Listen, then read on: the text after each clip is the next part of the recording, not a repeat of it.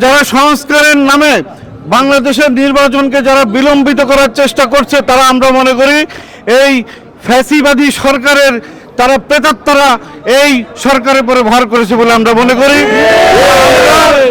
আমরা গণতান্ত্রিক কামী মানুষ এবং পার্শ্ববর্তী রাষ্ট্রের যেই চক্রাঞ্জানি সেই চক্রাঞ্জানিকে মানুষ উপেক্ষা করে, আপনারা জানেন সারা বাংলাদেশের মানুষ উজ্জীবিত বাংলাদেশের স্বাধীনতা সার্বভৌমত্ব রক্ষার যে আন্দোলন, সেই আন্দোলনে নেতৃত্ব দিচ্ছেন বিএনপির ভারপ্রাপ্ত চেয়ারম্যান দেশনায়ক তারেক রহমান।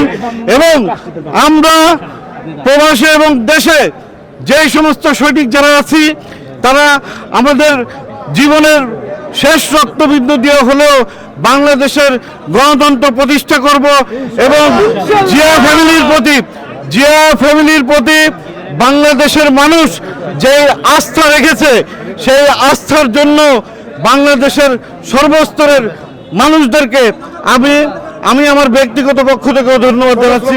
আপনাদেরকে সবাইকে ধন্যবাদ এবং কৃতজ্ঞতা জানিয়ে আপনারা যে আবার আসছেন,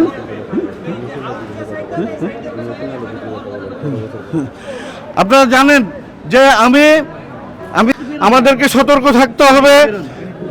বাংলাদেশে